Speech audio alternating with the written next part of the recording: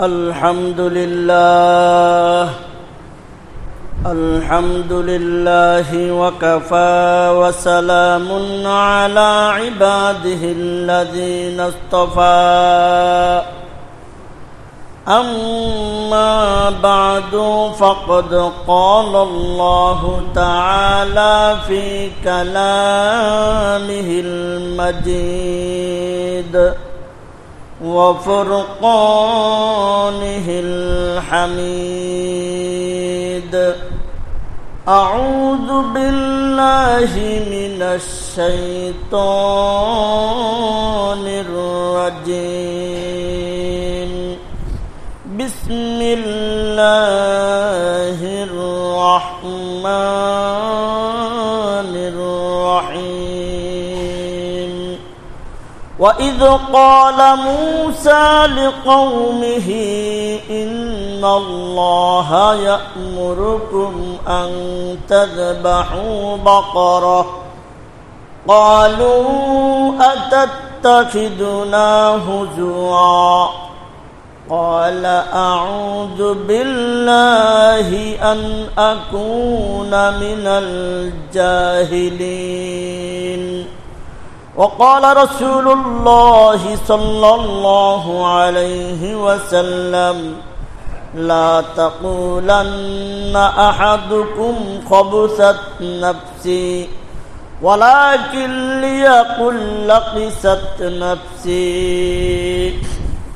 بارك الله لنا ولكم بالقرآن العظيم ونفعنا وإياكم بالآيات والذكر الحكيم.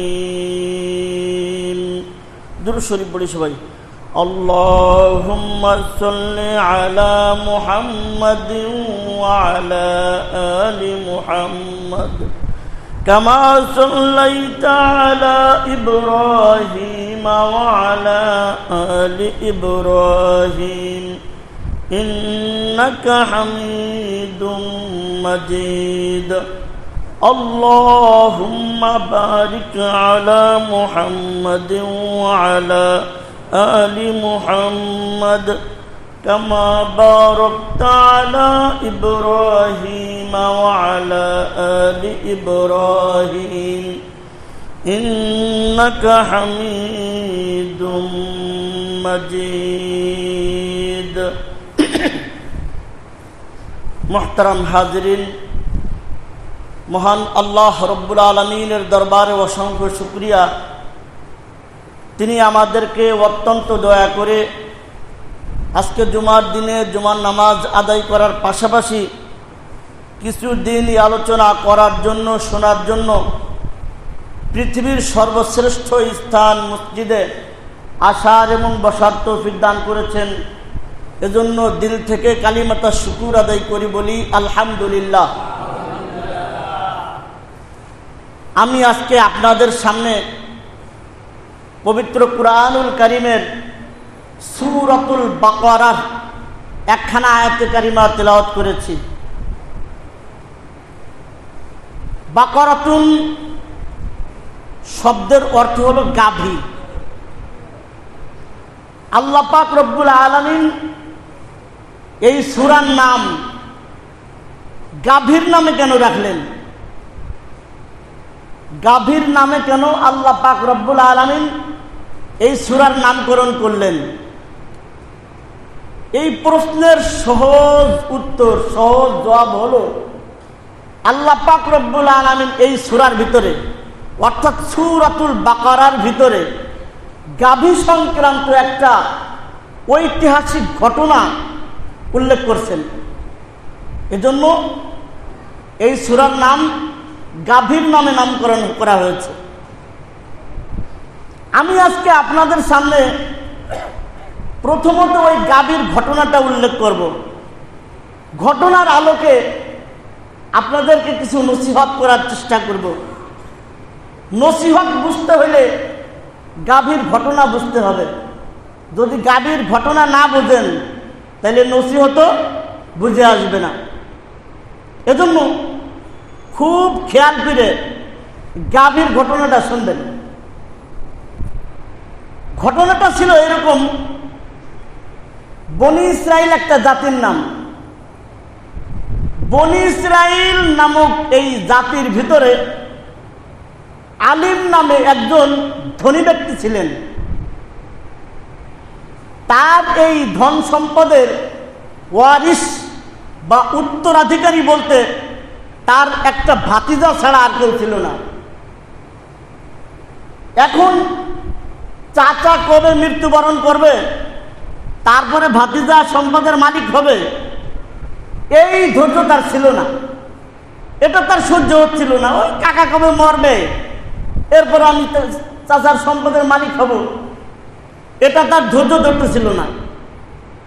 এই জন্য সে কি করলো, একদিন রাত্রে বেলায় তার চাচাকে নিজে হত্যা করলো। কি করলো? হত্যা করলো, মেরে ফেললো। আর এই হত্যার দায় থেকে বাঁচার জন্য তার চাচার লাশ অন্য একটা এলাকায় ফেলে রেখে আসছে রাতারাত্রি। সকাল যখন হলো, ভাতিজা চিৎকার চেঁচামেচি শুরু করলো। আর যেই এলাকায় চাচার লাশ রেখে আসছে ওই এলাকার কিছু লোককে সে এই হত্যার দায়ে অভিযুক্ত করলো। তাদেরকে নিয়ে হযরত মূসা আলাইহিস সালামের কাছে চলে গেল। মূসা আলাইহিস সালাম যাদেরকে নিয়ে আসছে তাদেরকে জিজ্ঞেস করলেন যে এই ব্যক্তির চাচার হত্যা সম্পর্কে তোমরা কিছু জানো নাকি? তোমরা কি তাকে মারছো অথবা কে মারছে এই সম্পর্কে তোমরা কিছু জানো? তা যারা আসছে তারা বললো যে তার চাচাকে আমরা মারিও নাই, বা কারা হত্যা করছে বা কারা মারছে এই সম্পর্কেও আমাদের জানা নাই। সাথে সাথে তারা মূসা আলাইহিস সালামের কাছে একটা আবেদন করলো যে আপনি আপনার আল্লাহর কাছে দরখাস্ত করুন, দোয়া করুন, আল্লাহ তাআলা যেন আমাদের সামনে এই হত্যাকাণ্ডের রহস্য উন্মোচন করে দেয়। এইবার জবান খুলে আমার প্রশ্নের জবাব দেবেন। কেউ না দেখলেও কে দেখে, কেউ না শুনলে কে শোনে, কেউ না বুঝলেও কে বুঝে, কেউ না জানলেও কে জানে? আল্লাহ জানে, আল্লাহ বুঝে, আল্লাহ শোনে। কিন্তু আপনার আমার দেখা শোনা বুঝা আর আল্লাহর শোনা দেখা বুঝা একরকম। আল্লাহর জানাটা কেমন? আল্লাহর জানা আর আমাদের জানার ভিতরে বিশাল বড় পার্থক্য। কিতাবের মধ্যে লেখছে আল্লাহর জানাটা কেমন। ইয়ালামু মাসাকিলাল জিবাল, শক্ত পাহাড়ের ভিতরে কি আছে এটা আল্লাহ তাআলা জানে। ওয়ামাকাইলাল বিহার, সমুদ্রের অতল তলে কি আছে এটা আল্লাহ তাআলা জানে। ইয়ালামু মাসাকিলাল জিবাল ওয়ামাকাইলাল বিহার ওয়া আদাদা কতরিল আমতর, আকাশ থেকে কত ফুটা বৃষ্টির পানি জমিনে বর্ষিত হয় এটা আল্লাহ তাআলা জানে। ওয়া আদাদা ওয়ারাকিল আশজার, পৃথিবীতে কি পরিমাণ গাছ আছে আর ওই গাছের মধ্যে কি পরিমাণ পাতা আছে আল্লাহ তাআলা জানেন। ওয়া আদাদা মা আযরামা আলাইহিল লাইল, রাত্রি নামক অন্ধকার যার উপরে ছেয়ে যায় সেটা আল্লাহ তাআলা জানেন। ওয়াশরাকা আলাইহিন নাহার, দিনের আলো যার উপরে উদ্ভাসিত হয় আল্লাহ তাআলা সেটা জানে। ওয়ালা তুয়ারি মিনহু সামাউন সামাআ, এক আকাশ অপর আকাশকে আল্লাহর দৃষ্টির থেকে আড়াল করতে পারে না। ওয়ালা আরদুন আরদ, এক জমিন অপর জমিনকে আল্লাহর দৃষ্টি থেকে আড়াল করতে পারে না। ওয়ালা বাহরুন মা ফি কারি, সমুদ্রের অতল তলে কি আছে সমুদ্র এটাকে আল্লাহর দৃষ্টি থেকে আড়াল করতে পারে না। ওয়ালা জাবালুন মা ফি ওয়াদি, পাহাড়ের ভিতরে কি আছে এটা পাহাড় আল্লাহর দৃষ্টি থেকে আড়াল করতে পারে না। হুয়াল হাজ্জুল কাইয়্যুম লা তাখুযুহু সিনাতুন ওয়ালা নাওম, হুয়াল হাজ্জুল কাইয়্যুম, আল্লাহ তাআলা হলেন চিরঞ্জীব, সমস্ত সৃষ্টির নিয়ন্ত্রক, লা তাখুযুহু সিনাতুন ওয়ালা নাওম। আল্লাহ তাআলার কখনো ঘুমও আসে না এবং কখনো ঘুমের ভাবও কোনোদিন আসে না। আল্লাহু আকবার, সবাই বলেন আল্লাহু আকবার। এটা হলেন আল্লাহ, এটা হলেন আল্লাহর জানা। আল্লাহ এইভাবে জানে। তো ওই যারা আসছে তারা মুসা আলাইহিস সালামকে বলল যে আপনি আল্লাহর কাছে দরখাস্ত করুন, আল্লাহ তাআলা যেন এই হত্যাকাণ্ডের রহস্য আমাদের সামনে উন্মোচন করে দেয়। মুসা আলাইহিস সালাম তাদেরকে বললেন, ইন্নাল্লাহা ইয়া'মুরুকুম আন তাযবাহু বাকারা। আল্লাহ তাআলা তোমাদেরকে নির্দেশ দিয়েছেন একটা গাভী জবাই করার জন্য। কি জবাই করার জন্য? গাভী জবাই করার জন্য। এরপরে আয়াতে উল্লেখ নাই, কিন্তু তাফসীরের কিতাবে উল্লেখ আছে যে গাভী জবাই করার পর জবাইকৃত গাভীর গোশতের একটা টুকরা ওই নিহত ব্যক্তির গায়ে লাগাইলেই সে জিন্দা হয়ে বলে দেবে তাকে কে হত্যা করছে। আল্লাহ তাআলা নির্দেশ দিয়েছে একটা গাভী জবাই করার জন্য। তো বনি ইসরাইল জাতি তো ওরা একটু তেড়া ছিল, ঘাওড়া ছিল। তারা বলল, আতাত্তাখিযুনা হুজুয়া, হ্যাঁ আপনি কি আমাদের সাথে ঠাট্টা করতেছেন? মুসা আলাইহিস সালাম বললেন, আউযু বিকা আন নাকুনা মিনাল জাহিলিন, আমি জাহেলদের অন্তর্ভুক্ত হওয়ার থেকে আল্লাহর কাছে আশ্রয় কামনা করছি। অর্থাৎ হাসি মশকরা করা, ঠাট্টা মশকরা করা এগুলো জাহেলদের কাজ। তো মুসা আলাইহিস সালাম বললেন যে আমি এই জাহেলদের থেকে আমি আল্লাহ তাআলার কাছে পানা চাই। এখন বনি ইসরাইল জাতি তারা করলো কি? তারা বলল, হে মুসা, আপনি আল্লাহ তাআলার কাছে জিজ্ঞেস করেন, আল্লাহ তাআলা যেন আমাদের সামনে স্পষ্ট করে বলে দেন এই গাভীটা কেমন হবে। প্রথম বলছে গাভী জবাই করার জন্য। যে কোনো একটা গাভী যদি জবাই করে দিত তাহলে কিন্তু যথেষ্ট হতো। কিন্তু এই যে একটু তেড়া জাতি বললো কি যে আপনি আল্লাহর কাছে জিজ্ঞেস করেন যে আল্লাহ তাআলা যেন আমাদের সামনে স্পষ্ট করে বলে দেয় গাভীটা কেমন হইব। তো মুসা আলাইহিস সালাম বললেন যে আল্লাহ তাআলা বলছেন যে গাভীটা এরকম হবে, বাকারাতুল্লাহ ফারিদু ওয়ালা বিক্র। গাভীটা এমন হবে, বেশি বয়সীও হবে না এবং কম বয়সীও হবে না, আওয়ানুম বাইনা যালিক, মধ্যবর্তী মাঝারি বয়সের হবে। ফাফআলু মা তুমারুন, অতএব তোমাদেরকে যে বিষয়ে আদেশ করা হয়েছে তোমাদের আদেশ তোমরা পূর্ণ করো।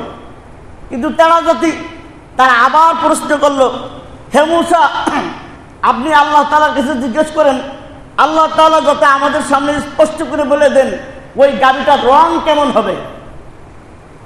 গাভীটার রং কেমন হবে? এবার মুসা আলাইহিস সালাম বললেন যে আল্লাহ তাআলা বলছেন, বাকারাতুন সাফরা ফাকিউল লাউনুহা তাসুরুন নাযিরিন। ওই গাভীটার রং হবে গাঢ় হলুদ বর্ণের। কেমন বর্ণের? গাঢ় হলুদ বর্ণের হবে ওই গাভীটা। আর আরেকটা বৈশিষ্ট্য হলো তাসুরুন নাযিরিন, দর্শকদেরকে মুগ্ধ করবে। অর্থাৎ কালারটা, গায়ের কালারটা এত সুন্দর হবে যে দেখবে তারই চোখ লেগে যাবে, এত সুন্দর গাভী। এরপরেও তাদের হলো না, তারা আবার বলল, মুসা, আপনি আপনার আল্লাহর কাছে আরেকবার জিজ্ঞেস করেন, আল্লাহ তাআলা যেন বলে দেন এই গাভীটা কেমন হবে। আমরা তো গাভীর ব্যাপারে মানে সন্দিহানের ভিতরে পড়ে গেছি। এইবার আল্লাহ তাআলার পক্ষ থেকে জানায় দেওয়া হলো গাভীটা এমন হবে, ওই গাভী দিয়ে কোনোদিন মানে হাল চাষ করা হয় নাই। আগে তো গাভী দিয়ে হাল চাষ করা হতো, লাঙ্গল চষা হতো, এখন না ট্রাক্টর বেরিয়েছে। তা জানায় দেওয়া হলো গাভীটা এমন হবে তার দ্বারা কোনোদিন হাল চাষ করা হয় নাই, খেতে চাষ দেওয়া হয় নাই, তার দ্বারা কোনোদিন পানি সেচ করার কাজ করা হয় নাই। মুসাল্লামাতুল্লাহ শিয়াতা ফিহা, সম্পূর্ণ সুস্থ হবে। লা শিয়াতা ফিহা, গাভীর গায়ে কোনো দাগ নাই। গাভীটা এরকম একটা গাভী হইতে হবে। বুঝতেছেন জিনিসটা? প্রথম বলছিল যে একটা গাভী জবাই করার জন্য, খালি যদি একটা গাভী জবাই করে দিত তাহলে কিন্তু যথেষ্ট হতো। কিন্তু বারবার বারবার প্রশ্ন করে করে করে করে এই জিনিসটা কড়া করে ফেলছে।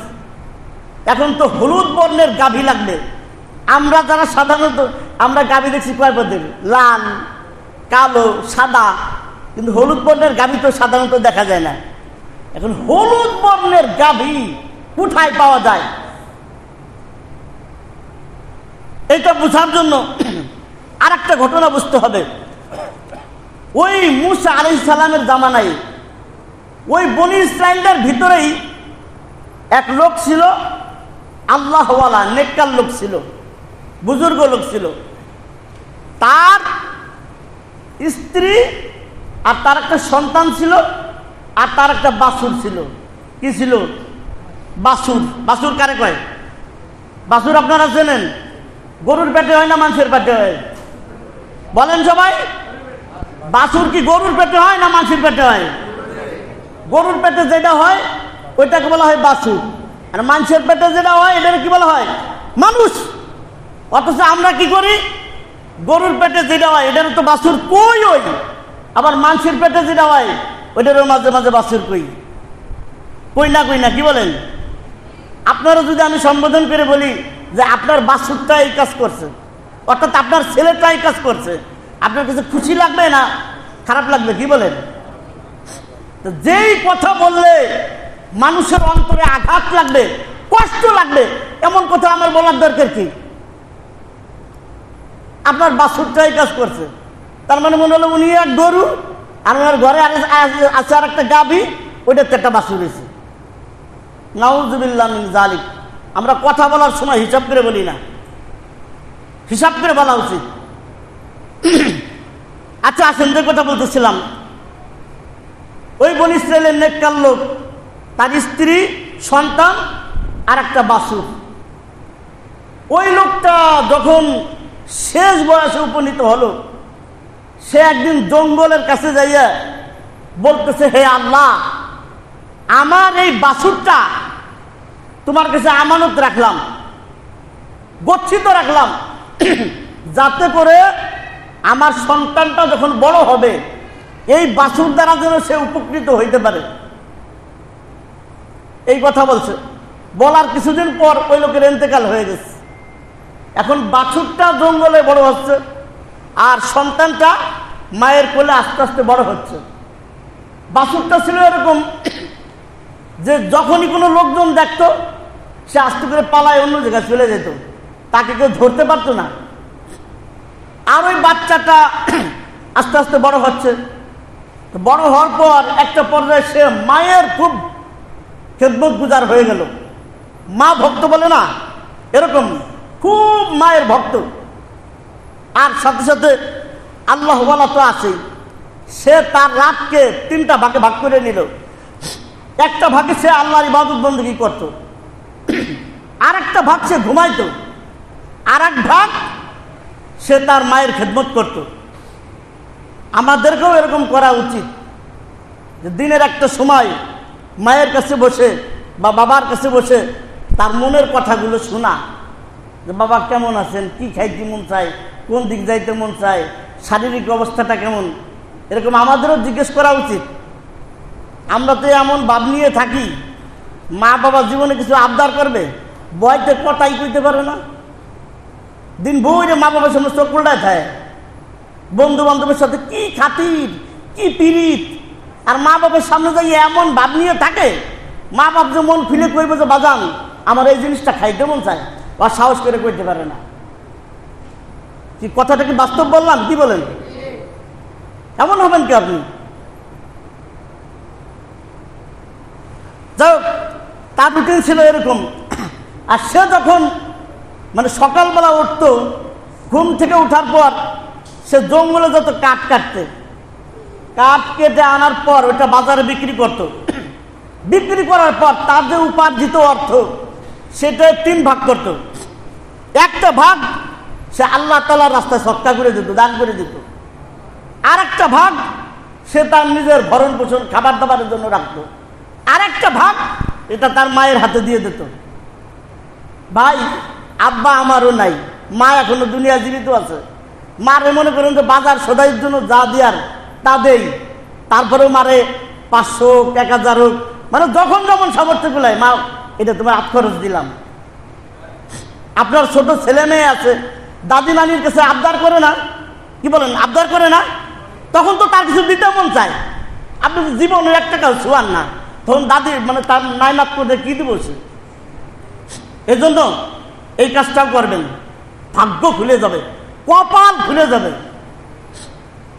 বাবারে কিছু টাকা দিবেন, যেটা তোমার চা খাইতে দিলাম, বিকেলবেলায় আসরের নামাজটা পড়ে মনে করেন কদম শাহ বাজারে গেছে, কাশিম চত্বর গেছে, তার একজন বন্ধু রাস্তা দিয়ে যাইতেছে, মন চাইতেছে তার ডাইকে 1 কাপ চা খাওয়াবে, কিন্তু তার পকেটে তো টাকা নাই।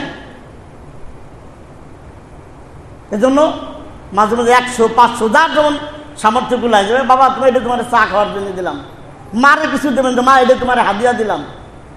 মা তার নাইনাতুররা যখন আবদার করবে সে তখন দিতে পারবে। কথাটা বুঝে আসলো? এগুলো আমল করবেন, এগুলো হলো আসল ওয়াজ। যাই হোক, যেই কথাটা বলতেছিলাম, তো সে বাজারের থেকে কাঠ কেটে আনার পর বাজারে বিক্রি করে তার উপার্জিত অর্থ এইভাবে সে খরচ করত। একদিন তার মা তার কাছে ওই বাছুর বলছেন তো, বাছুরের রহস্য খুলে বলল যে তোমার বাবা তো তোমার জন্য এরকম একটা বাছুর অমুক জঙ্গলে ছেড়ে দিয়ে গেছে, তুমি এখন ওই জঙ্গলের কাছে যাবা, যাওয়ার পরে ওই গাভীরে ডাক দিবা, হে গাভী, হযরত ইব্রাহিম, ইসমাইল, ইসহাক, ইয়াকুব আলাইহিস সালামের প্রভুর শপথ করে বলছি তুমি আমার কাছে আসো। তা ওই লোকটা জঙ্গলের পাশে যাইয়ে মায়ের আদেশ মতো এরকম ডাক দিছে। ডাক দেওয়ার সাথে সাথে ওই সেই, এখন তো আর বাছুর নাই, এখন তো গাভী হয়ে গেছে, গাভীটা দৌড় দিয়ে ওই লোকের কাছে এসে পড়ছে। এবার তার গর্দানে হাত দিয়ে, ঘাড়ে হাত দিয়ে বাড়ির দিকে নিয়ে যেতেছে। তা ইতিমধ্যে আল্লাহ পাক রব্বুল আলামিন ওই গাভীর জবান খুলে দিচ্ছে। গাভী বলতেছে যে আপনি আমার পিঠে চড়ে বসেন, আপনার আমি বাড়িতে নিয়ে যাই। তা বাচ্চাটা মানে ওই ছেলেটা বলতেছে আমার মা তো আমাকে এমন আদেশ দেয় নাই, মা যেহেতু বলে নাই তাহলে তো আমি তোমার পিঠে উঠতে পারবো না। তা এইবার ওই গাভীটা বলতেছে যে তুমি ঠিক কাজই করছো, যদি তুমি আমার পিঠে চড়ে বসতা আমি যে তোমার হাতের থেকে ছুটে চলে যাইতাম, আর কোনোদিন তোমার হাতের নাগালে আসতাম না। আর বলতেছে তুমি যে মায়ের খেদমত করো, মায়ের খেদমতের কারণে, মায়ের খেদমতের মাধ্যমে আল্লাহ পাক রব্বুল আলামিন তোমাকে এমন মর্যাদায় নিয়ে গেছেন, এমন মর্যাদায় নিয়ে গেছেন, তুমি যদি কোনো পাহাড়কে তার মূল সহকারে উপড়ে তোমার কাছে চলে আসতে বলো, তাহলে তোমার ডাক দিতে দেরি হবে, ওই পাহাড় তোমার কাছে আসতে দেরি হবে না। তাহলে মায়ের খেদমতের দাম আছে তো, কি বলেন, বোঝা যায়? এই কথা বলছে। যাই হোক, একটা পর্যায়ে বাছুরটাকে বাড়ি নিয়ে গেছে। তা কিছুদিন পর মা বলতেছে যে সংসারের অবস্থা তো বেশি একটা ভালো না, অভাব অনটন। তা বাছুরটারে বাজারে বিক্রি করে আসে। তা মা বাজারে যাওয়ার সময় শিখাই দিয়েছে যে এই বাছুরের দাম হলো 3 দিনার। কয় দিনার? 3 দিনার দাম, কিন্তু আমার অনুমতি সাপেক্ষে। কেউ যদি 3 দিনার দাম বলে তাকে তুমি দিবা আমার অনুমতি নিয়ে। তারপরে তা ঠিকই বাছুরটাকে নিয়ে বাজারে গেছে, আর এদিক দিয়ে আল্লাহ তাআলা পরীক্ষা করার জন্য ফেরেশতা পাঠায় দিচ্ছে যে আসলে এই যে মায়ের খেদমত করে আসলে কতটুকু মায়ের বাধ্যগত। তা ফেরেশতা জিজ্ঞেস করছে গাভীর দাম কত? তা বলছে 3 দিনার, কিন্তু শর্ত হলো মায়ের অনুমতি লাগবে। তা বলছে যে আমি তোমার 6 দিনার দেবো, মায়ের অনুমতির দরকার নাই। তা বাছুরটাকে এই দিন শেষ, বাড়ি নিয়ে গেছে। তা বলছে যে একজনে তো এরকম 6 দিনার দাম বলছে, কিন্তু তোমার অনুমতি নিতে মানে বলে নাই, তা আমি আবার ফিরে নিয়ে এসছি। তা মা বলছে আগামীকালকে আবার বাজারে যাবা, কালকের দাম হবে 6 দিনার, কিন্তু 6 দিনার আমার অনুমতি লাগবে। পরের দিন আবার বাজারে আসছে, একই লোকের সাথে সাক্ষাৎ। বলছে যে তোমার বাছুরের মানে গাভীর দাম এরকম 6 দিনার। ঠিক আছে, কিন্তু মার অনুমতি লাগবে। মার অনুমতি লাগবে কেন? তোমার টাকা দিয়ে দিচ্ছে। মার অনুমতি ছাড়া তুমি যদি গাভীর ওজন পরিমাণ স্বর্ণ দিয়ে দাও বা দিয়ে দেন, তারপরে আমি এই গাভী বিক্রি করব না। তো ওই দিনও বাড়ি ফিরে নিয়ে গেছে ওই গাভীটা। এরপরে মা বলতেছে যে তোমার প্রত্যেক দিন তোমার গাভীর যে দাম বলতেছে, এ হয়তো আল্লাহর কোনো ফেরেশতা হইতে পারে, তোমার পরীক্ষা করতেছে। তা তুমি আজকে বাজারে যাওয়ার পর বলবা যে আপনি কি আমার এই বাছুরটা বিক্রি করতে দেবেন না? তা আসার পরে ঠিকই বলতেছে যে ওই লোকের সাথে দেখা, আপনি কি আমার এই বাছুরটা বিক্রি করতে দেবেন না? তখন ওই লোকটা বলতেছে যে আজকে তুমি তোমার এই গাভীটাকে বাড়ি নিয়ে যাবা, বিক্রি করবা না, বাঁধে রাখবা। একটা সময় কিছুদিন অতিবাহিত হওয়ার পর মূসা আলাইহিস সালামের, মনে আছে তো, মূসা আলাইহিস সালামের হত্যাকাণ্ডের রহস্য উদ্ঘাটনের জন্য এই বাছুরের প্রয়োজন হবে। আর যতক্ষণ পর্যন্ত এই বাছুরের মূল্য, এই বাছুরের সমপরিমাণ ওজনের স্বর্ণ না দেবে, এতক্ষণ বিক্রি করবে না। এখন ওই যে যারা হত্যাকাণ্ডের রহস্য জানতে চেয়েছে তাদের তো এই বাছুর লাগবে। এই হলুদ রঙের গাভী হলো এটা। এখন এক পর্যায়ে খুঁজতে খুঁজতে খুঁজতে ওই মানে গাভীর সন্ধান তারা পাইছে। এরপরে ওই গাভী এক পাল্লায় আর এক পাল্লায় স্বর্ণ, যেই পরিমাণ স্বর্ণ হয় এই পরিমাণ স্বর্ণ দিয়ে ওই গাভী করাই গেছে। এবার হলুদ রঙের গাভীও পাওয়া গেল নাকি? হলুদ রঙের গাভী পাওয়ার পর গাভী জবাই করা হয়েছে। গাভী জবাই করার পর ওই জবাইকৃত গাভীর গোশতের একটা টুকরা, কোন টুকরা যে গায়ে স্পর্শ করছে, তাফসীরের কিতাবের মধ্যে অনেক রকমের মতামত আছে, জিহ্বার কথা আসছে, নানান মানে মতামত আসছে। তো যাই হোক, ওই জবাইকৃত গাভীর একটা টুকরা ওই নিহত ব্যক্তির গায়ে লাগাইছে। লাগানোর সাথে সাথে ওই মৃত ব্যক্তি জিন্দা হয়ে গেছে। জিন্দা হয়ে বলছে, আমার হত্যাকারী, আমার যে হত্যা করছে সে আর কোনো ব্যক্তি না, সে হলো আমার ওই ভাতিজা। আমার মারছে কে? আমার ওই ভাতিজাই মারছে।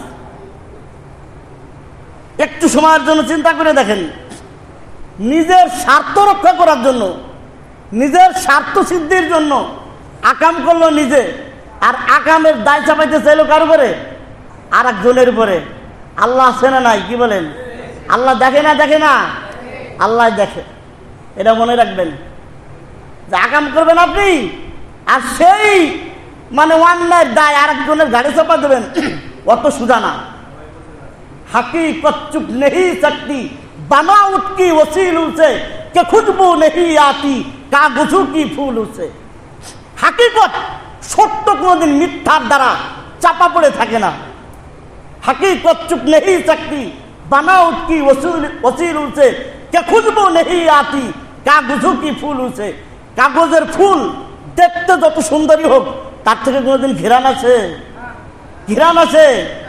কাগজের ফুল আলাদা, আর প্রাকৃতিক মাটিতে যে ফুল গাছ হয় সেটার হিসাব আলাদা।